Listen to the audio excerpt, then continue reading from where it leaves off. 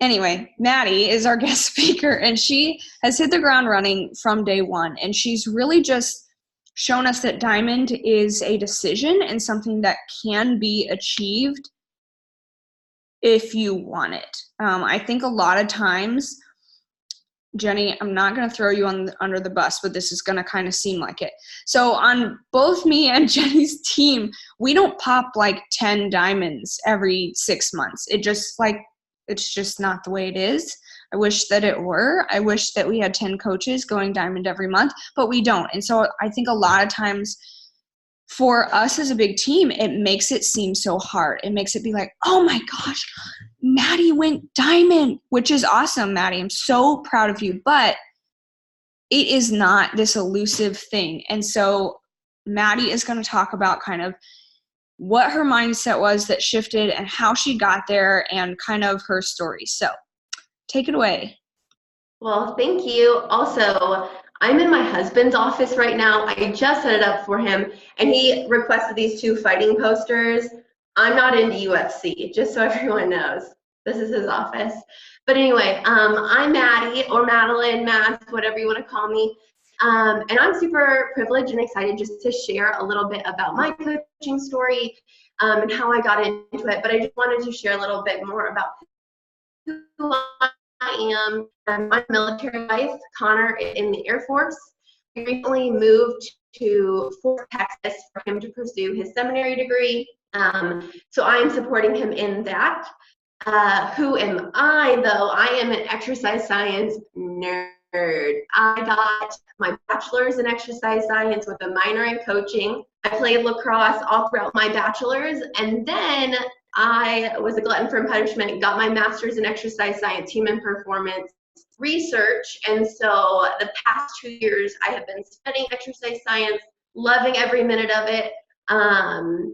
So that's kind of me in a nutshell. I'm huge into nutrition and all things fitness. But that being said, I recently got employed at my husband's seminary, and I now work in housing as well, kind of like residence life. And I did a little bit of that in undergrad, so just kind of jumping back into that. So I was full-time Beachbody like a week ago, and now I am part-time, which is kind of fun, a little transition for me. But that being said, who was I when I started coaching in January, and how did I get into coaching? That's what I'm going to cover next. So I was a graduate student, like I just said. I was in my master's. I had recently walked away from fitness. That was a big thing for me because I was an athlete in college, and so I gained a lot of body fat percentage, and I had a horrible time with my confidence. And so I was approached by a company called Arbonne. And if you're into Arbonne, I'm not going to take the next 5 minutes to shamelessly attack Arbonne, not by any means. But for me personally, that company just torched my body and torched all those who I sold to. And so that being said, just really got burned by them. If you want to know details, girlfriend, hit me up. I would love to share more about why Beachbody is the best option holistically, and how their products aren't full of chemicals and junk. But that being said, we'll save that for another call. But I worked for them for about a month and a half, walked away like a dog with a tail under my legs, and I just was like, I'm never doing that again. That was such a bad experience. I was too embarrassed to get back on Instagram, show my face. I'd really burned a lot of people, and quite frankly, never thought I would earn anyone's trust back again, so I would never do anything like that. Then I was following MK and a few other Beachbody coaches. My wedding was coming up. My confidence was in the toilet, and she invited me to a No Excuses November group. I said, sure, I need to fit in my wedding dress and I need to rock it. So I joined. She was like, hey, what do you think about coaching? And I kind of told her oh, well, maybe at this time. And MK's really good at follow-ups. And so I was like, well, maybe at this time. And I just kept pushing it back until I think mid-January is when I jumped in. But that being said, I was really hesitant to even think about this. But it took a huge leap of faith. And what kind of made me take that leap of faith was I was going to use these products if I was a coach or if I wasn't a coach, because they were that great. And all of the research and schooling that I've gone through supported that. And so I was like, well, I'm going to use them anyway, so I might as well make some money, pay some bills, because those were really stacking up. So Connor and I made that decision together for me to earn an extra income while in grad school as a newly married couple. So recap, when I joined coaching, when I started coaching, I was in grad school full time. I was in the middle of my thesis data collection. I was working on 3 data collection teams, other research teams. I was a sports scientist for the men's lacrosse team at the university I was at. I was a graduate student in the labs, and I was newly married. So I had all this on my plate, and I jumped into this fitness coaching thing. A lot of people thought I was crazy, but I went for it. So I started this, and then MK was like, okay, next thing is Emerald. This is talking about leveling up. I was going through my university training. So I started making my plan to get to Emerald. And I'm not going to spend a whole lot of time on this, but it's on the track to Diamond, so that's why I'm just going to touch on it. So I just kind of use the grab and go method. I grab, and I go. So I grabbed my maid of honor. I was like, you love me, right? Like, let's do this together. And then I grabbed my husband and said, you support me, right? Let's do this together. And that's how I hit Emerald. And then Diamond. MK started talking to me about what Diamond was and all the awesome perks of being a Diamond. And I was like, okay, let's talk financial compensation. Like, I could get paid more for this. And I was like, okay, cool. Like, that's awesome. Because again, I was really hoping to pay off some bills with this. Hadn't seen anyone else go Diamond, but I knew there were Diamonds out there. And I was like, okay, yeah, I'm going to go for it. I was in the middle of writing my thesis. My data collection was over, and so I was pretty stretched thin, but she was like, this is going to be a push. So this is not, I'm not impressing my goals on you, but this is a viable option for you. Are you going to commit? And I made that verbal commitment, well, texted it, and I did make the commitment. And it wasn't her goal, it was my goal. And I wanted my actions to back up that goal.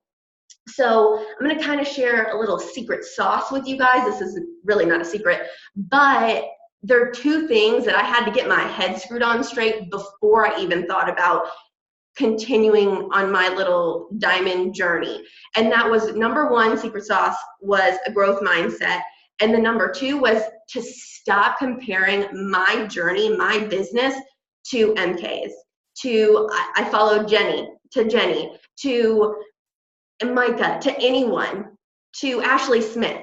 I mean, like, I was in this pit of like, oh, their Instagrams look so great. Like, their businesses are flourishing. Like, MK, don't give me those eyes. And so I was like, there's no way I'm going to be this successful. I had to throw that in the toilet and just start owning my journey and start staying in my lane. And that really helped a lot. So those are the secret sauces. And then the ingredients, I'm into baking if you can't tell. The ingredients are the 3 that I used as some extrinsic motivation, some intrinsic motivation, some guidelines that I just used along the way to get to Diamond, since I was all in and committed to doing this, and putting actions behind my words. I joined the Diamond internship MK was offering. I don't know if those are being offered all the time, but if you can get in one, it was a game changer for me. So what was the internship? It was run on Marco Polo. We did basically vital behavior check-ins on Marco Polo. The nitty-gritty, everything was in there. It was awesome. It held you accountable, because if you didn't show up in the Marco Polo, what are you doing? And in conjunction with that, you had 100 invites a week. And that's where the growth mindset really had to kick in for me. Like, I can do 100 invites a week. That's nothing. So it's 100 invites a week. If you didn't turn in your 100 invite tracker, that's okay. But if this really isn't your goal, that's okay. You would be removed from the group. So having that motivation was also another factor. Really appreciate that MK did hold us to that standard. Then the other kind of ingredient I used was mentorship from other coaches and from MK as well. It is very important for us to go and look things up on our own, but there are going to be questions that come up. Like for me, tracking was a hard thing for me to cross. And if Melissa told me, if you don't track your business, you don't have a business. So tracking was really hard for me. I personally tried Google Street, worked for me for a while. I just couldn't keep it up with the demand of all that I had going on. I tried the Rise book. I love the Rise book. Unfortunately, it's a really simple process. I just didn't keep it up. I have now created a system on Instagram by using collections and I literally track my business all on my phone, no matter where I go. I've got my ladies and the right pockets on my collections, and that's how I do things now. But I wouldn't have figured that out if I didn't ask people questions. So make those connections, find a running buddy. That was my second point. Hold on, I'm gonna stop you real quick. So Maddie, I think, like, I'm sure people are hearing you like, oh, you did this internship. Well, that's great. Well, I either don't have access to one or it's not going on. I'm going to ask you this, and I don't mean to throw you off track, but oh no, you're fine. By the end. So what would you say was out, like, not just the fact that you were in that mentorship, like what would you say from that mentorship that like they could implement without being in a mentorship? Yeah, absolutely. So one thing that was huge for me was simply the 100 invites. Like MK sent out a, the grid of 100 boxes. And to me, it was getting over the 100 invites made me get over the rejection, the objections, all of that. And then also another good thing was the Go for No book we read. Like you can read that on your own time as well. That was huge. And I was personally someone who took it personally when someone was like, yeah, that's weird, or just didn't respond. So in your own time, if you don't have access to this, I would really recommend Go for No. It's on audio on YouTube. Her name's Tinta. She'll read it to you. She's great. And then doing the 100 invites, and then maybe find a running buddy and saying like, hey, let's do this together. Like I'm challenging you to this, like if this is your goal. So those are kind of maybe two that I would suggest. Awesome. Okay. Now the extrinsic motivation, that's my third ingredient. So MK was like, there's this diamond brunch, and then there's like all this swag, and then way back when, before Beachbody in my life, I followed all of these coaches and they went to a retreat. And I was like, I had FOMO before I was even a challenger. So I was like, this is really cool. And so I wanted to be a part of that. And so those are kind of like the three secret ingredients that really helped me. And I know we all have access to the retreats, the swag, holding each other accountable in our little pods and stuff like that. So I really encourage those. But then we can't forget the vitals. Like the vitals literally are the ingredients. Like if you take out the baking soda, your cake doesn't rise. Well, like you gotta have the vitals. So, and we all know that, right? You've heard this over and over again. But if we're being honest, and if I'm being honest with myself, I went through a lull on my way to Diamond. So if you were on your way to Diamond and then you hit this huge lull and you're like, whoa, like this is so not for me, just check yourself. Give yourself an honest check. Are you sticking to the vitals? Are you holding to the numbers? And just be an honest assessment. I love honest assessments. And then, I'll show you how I track this, but I came up with 4 questions to ask myself, and you can probably name these questions off, but I'm going to walk you through and how I hold myself accountable in them. And the first is, did I grow my network today? So for me personally, that's 50 ads. I am exclusively on Instagram now. So did I grow my network? I have burned through my warm market, and I hit a lull when I'm like, MK, no one is signing up anymore. What's going on? She's like, your warm market's done. You got to tap into your cold. And I was like, oh. Well, I hadn't been adding and filling my funnel. And so when that time came, I didn't really have relationships going to draw upon. So filling my funnel, 50 a day is personally what works for me. to constantly fill my funnel. So the second vital is, did I connect and build relationships today? We're in the relationship building business. We're all about people. We're connecting with people. We're talking to people. And so for me personally, to keep track of that, I have a goal for me of 20 conversations going at a time. I don't feel like I can handle any more than that, but for me, 20 is a good number. So I keep track of that in my collections on Instagram. And let's say a conversation with Sally kind of fades away, and it would be creepy if I said, hey, did you have a dog? Do you have a dog? And she hasn't even posted about a dog. So I'm just gonna let that kind of settle. And then when she posts about something again, I'll engage her on that. But I'm going to draw someone else into my 20 conversations. And so I keep track of those 20 conversations to make sure that I'm continuing to build relationships. And those are like my girls that follow me back, and we just hit it off. So I try to find 20 of those. The third is, did I invite to the opportunity today? We have this huge gift, this amazing thing, and quite frankly, if we're being honest, that's what's going to get us our paycheck, if we're being very honest with ourselves. I don't mean to say like being shallow or anything, but like we have a gift to offer. Like, let's get these people signed up. So are you doing that? For me personally, the way I do my inviting, I like to bulk invite. And so I follow my story followers, and I track it to see who's new, who's old. And I also, through my collections, I can see who I've invited before, who said no, who said maybe later in October, who said maybe later next year. And so I can go back and invite from there as well. So for me, the inviting number that I have put on myself is 100 a week. I believe that that is attainable. And so I hold myself ever since we started that in the Diamond internship. And so that's just something I've kept a precedent in my business. And then the last one is, did I grow as an individual today? So all these relationship buildings, all this fun chit-chatting back and forth and kind of being poured out and poured out and poured out and poured out, eventually we're going to be like, I'm dying. I need PD, okay? And for me, I'm a woman of faith, so a part of my PD is my devotion, but that's not the only thing in my PD.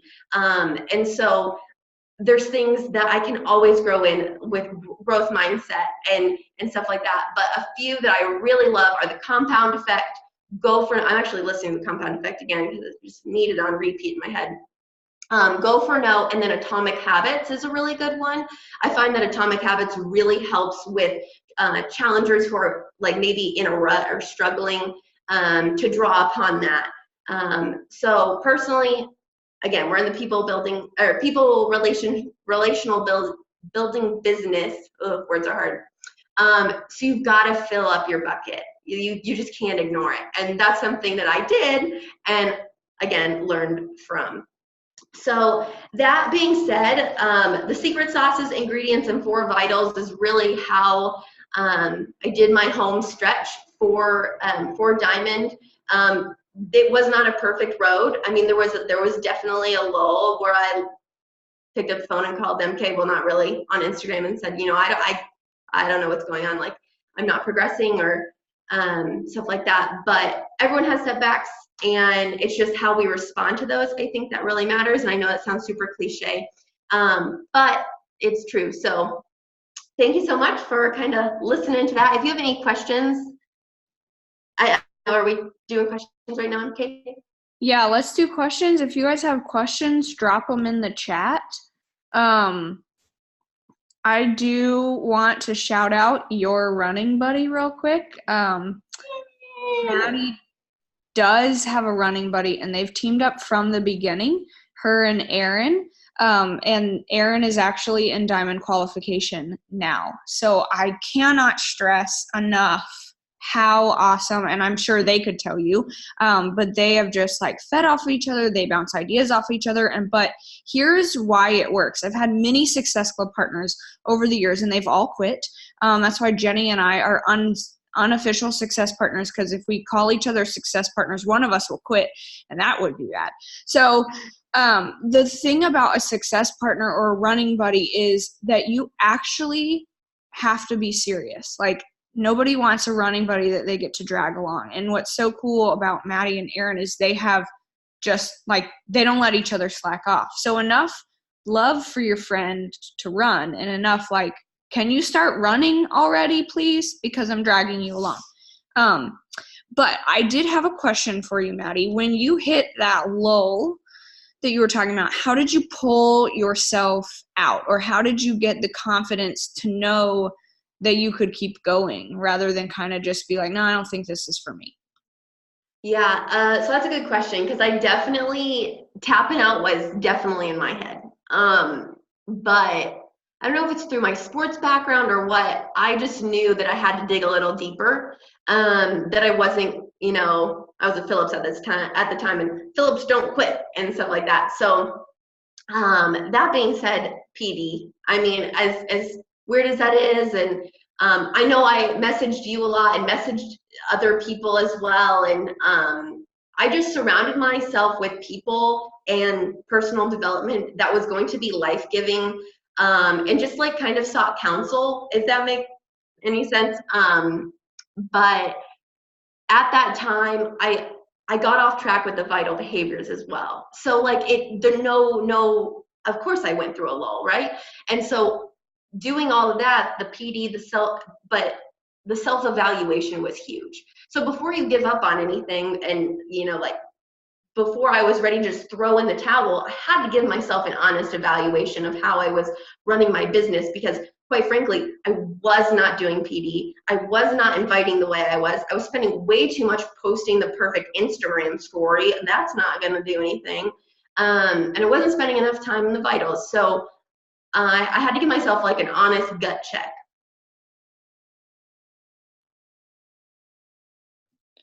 Awesome. Lindsay's asking, how do you track through collections on Instagram? I'll let Maddie answer this, but also there's a great video on the Team Inspiration page that Micah did. That's And where I learned. yeah, she can explain it. And then Maddie, kind of go over like, what are your collections that you use? Okay. I actually got this idea. I can't like say this, but Erin really taught me about like collections with her girls, how she separates them by month. And so a huge part of that came from Erin. Oh, can you still hear me? Something just popped up on my computer. Okay, so Erin, shout out. Thank you so much for this tip. But Erin and I were talking, and she was like, yeah, I keep all my girls separated by month, new follow backs and collections. And so I was like, okay, I'm totally going to run with that. Thank you.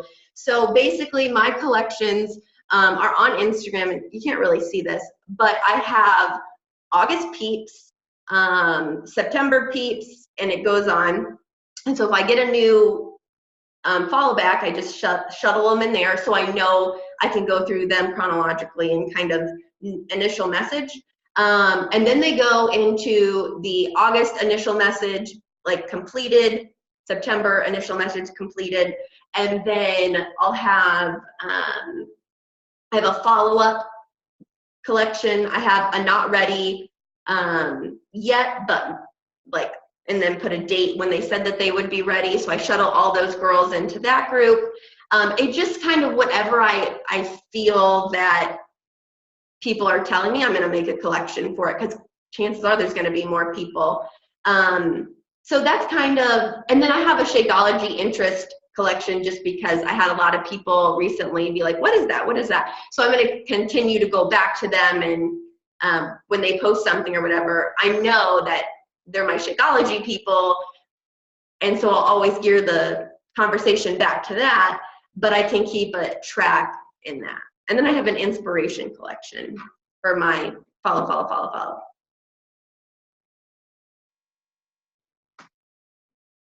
Okay, any other questions?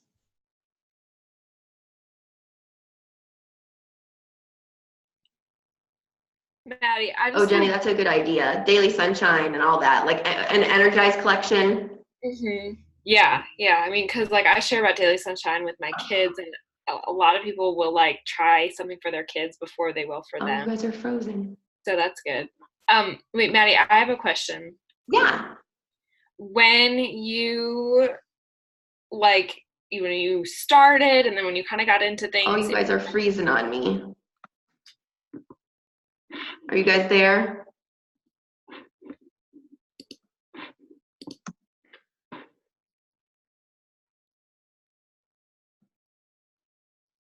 Oh no. I can hear you. Can you hear me? You just came back in. If you say the question, I may be able to hear it. Or type the question. Jenny, talk. It might be my internet because mine is really bad in here. I can hear Jenny, and Maddie was cutting out earlier for me. Oh, okay. But when you had like all of those things on your plate, like outside of Beachbody, you know, personally, professionally, all that stuff, you know, what made you decide that this was a priority and continue to make that decision every day? Because it is something we have to choose every single day.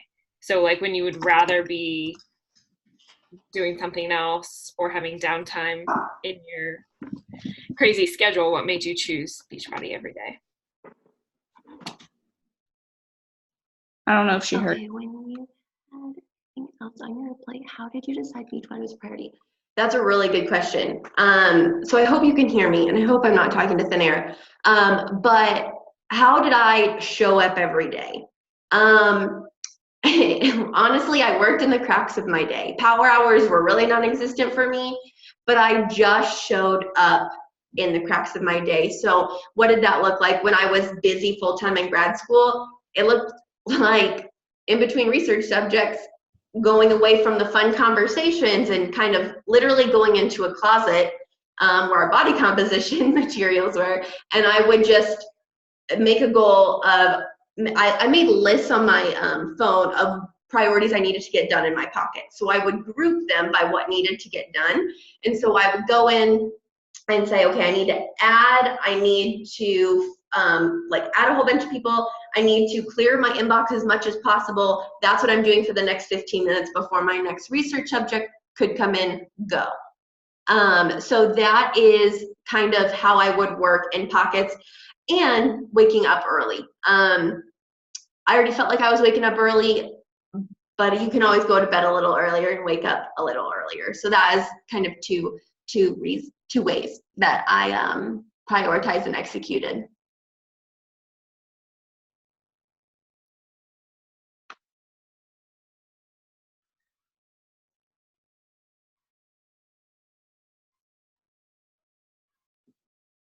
Did you see her other question, Maddie? Like, why did you choose to work in the power pockets instead of having those conversations?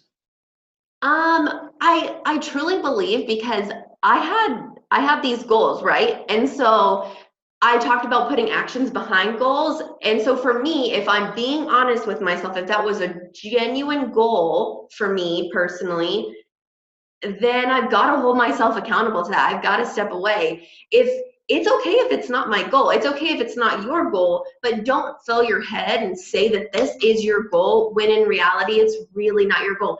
It's okay, but don't, I hate to be so bold, but don't lie to yourself and say that this is my goal. If it is your goal, implementing proper daily disciplines will come, and you won't always be excited to do them, but it's the compound effect of those daily disciplines that are going to help you reach those goals.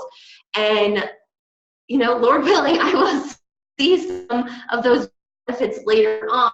Now, it's not, even for me personally, it's not fun to wake up super early and get in my PD and my invites right at the beginning of my day. It's not fun. But what is fun is when I get a challenger who says, this is something I've been waiting for. I need this so bad. That's what gives me motivation to continue. But the daily disciplines, I just do it. So. Stephanie asked, are you connecting and commenting with the 50 that you add every day?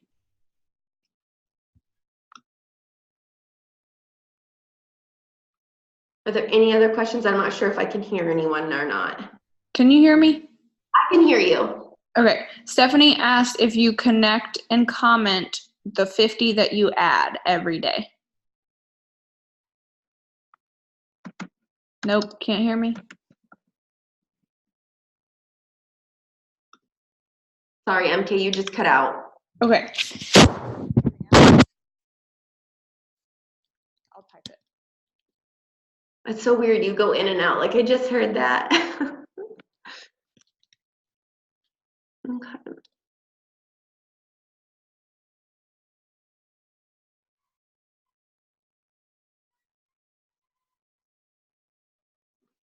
Stephanie asked if you commit or connect with the 50 you add every day. I'm trying to understand this. If you comment or connect with the 50 you add every day. So some of those 50 are people that have to accept my request.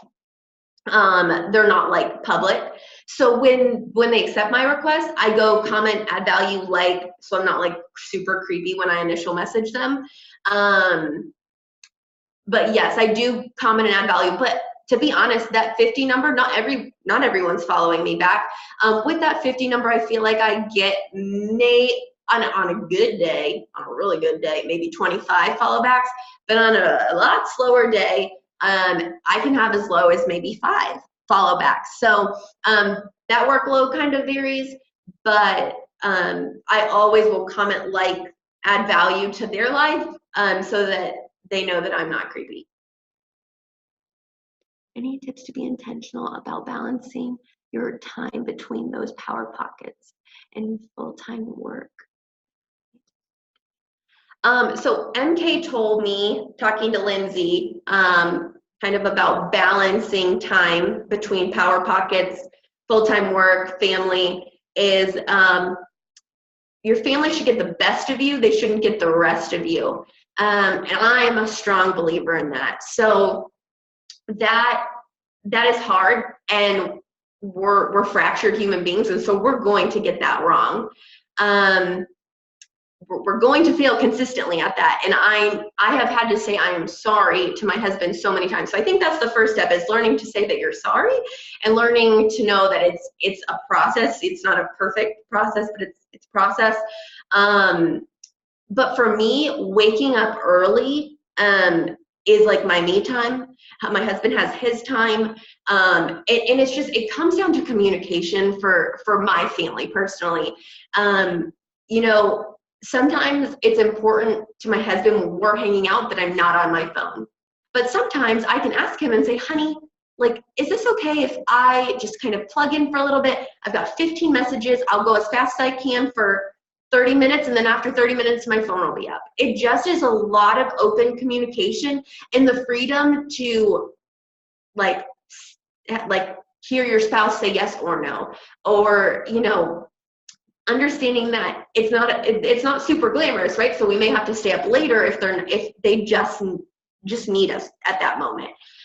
So it comes down to communication is the biggest tip that I could give you, and just being okay when they say, like, I just need you right now.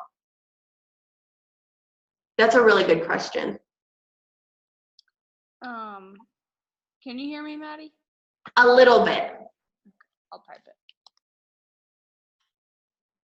I think if you have any questions, MK, you could type them if that's still working.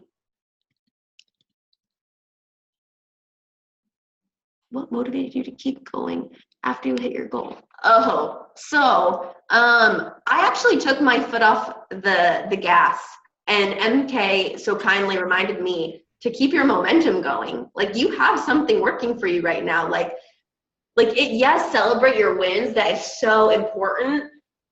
But I actually started to take my foot off the gas, and then she said, whoa, you've got momentum. Keep going. Keep the pedal down to the floor. So I'm not going to pretend like that I didn't try to. Okay, so I'm not going to put on that facade. But what motivated me to keep going was at Summit. They were constantly talking about You Belong Here and leveling up. So I was in the Diamond leadership breakout session, and they were talking about how to, grow your business. And for me, it was like drinking water from a fire hose. It was very overwhelming, but best overwhelming situation possible, if that makes sense. So I really had to draw upon that motivation. So I had all that motivation from Summit, and I kind of got home. I was like, yep, feel good. I feel good about myself. And I totally started that, taking my foot off the gas pedal. So I really had to go back into my trainings from that, and they post them on Facebook as well. And so I have to honestly rewatch a lot of those to motivate myself to keep going, and to practice daily discipline as well. And I actually made this thing in my crazy notebook that every day I write the date, and then I have my vitals, and I visually mark off everything, and that answers those 4 questions. And so that's a good accountability tip as well.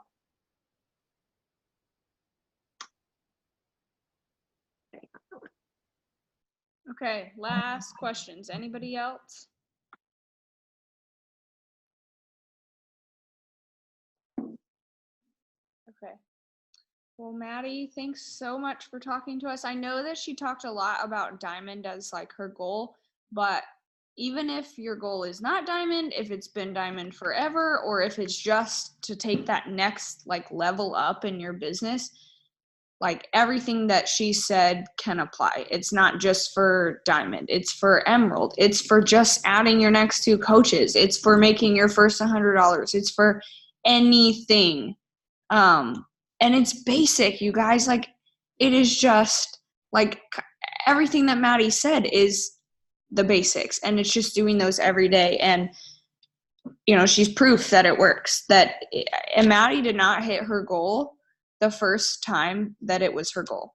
The first time she was in that Diamond internship, the internship ended and she was not a Diamond.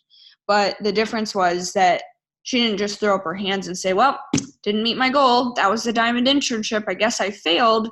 No, she kept going. She had that lull. But for those of you on Maddie's side saying like, oh, like that's me, reach out to your upline, reach out to your running buddy, reach out to somebody else that's going to give you advice or pull you up. And then for those of you that are on the mentorship side of like this situation, maybe it's your coach who's having that lull or whatever, be there. Like, don't be afraid to A, give advice and be helpful, but B, say like, you're not living up to your potential. Like, why are you selling yourself short? We all signed up as coaches to be mentored, and real friends can call each other out on their crap, right? Right. So make sure that you call your own crap and then call their crap if they need it. All right, cool. Thank you guys for being on.